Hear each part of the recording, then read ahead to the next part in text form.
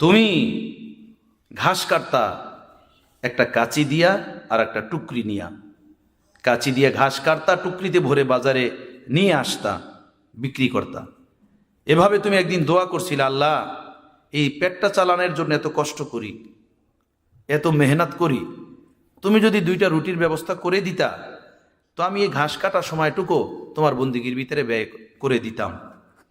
তো আমি তোমার অন্তরে এই কথা ঢালছি, ছাড়ো তুমি ঘাস কাটা, আসো তুমি আমার ওই অমুক জায়গাতে, আমি তোমাকে সকাল সন্ধ্যা রুটি খাওয়াবো।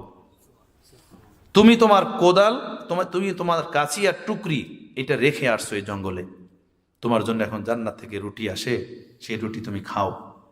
আর ওই যে দরবেশ দেখো না, এই 7 রাষ্ট্রের বাদশাহ সুলতান ইব্রাহিম ইবনে আদহাম, আমার খুশির জন্য, আমার তালাশের জন্য, আমাকে পাওয়ার জন্য 7 রাষ্ট্রের বাদশাহী উনি ছেড়ে দিছেন। বলো, তাকে এইটা দিতেছি, তোমাকে ওইটা দিতেছি। আমি জালেম না তুমি জালেম? আমি তোমারে ঠকাইলাম না আমি তোমারে জিতাইলাম? আমার বন্ধু মুজাহাদা বকদরে মুশাহাদা, মুশাহাদা বকদরে মুজাহাদা।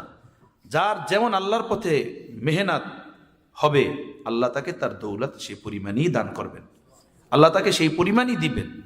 আল্লাহ তাআলার এইটা ওয়াদা। ঠিক জান্নাতেও আল্লাহ পাকের নৈকট্য দিদার, এই দুনিয়াতে যার যে পরিমাণের তাকওয়া তাহারাত থাকবে, আল্লাহর নৈকট্য দিদার এর মজা সে বান্দা সেই পরিমাণই ভোগ করবেন, সে ততটুকুই পাবেন।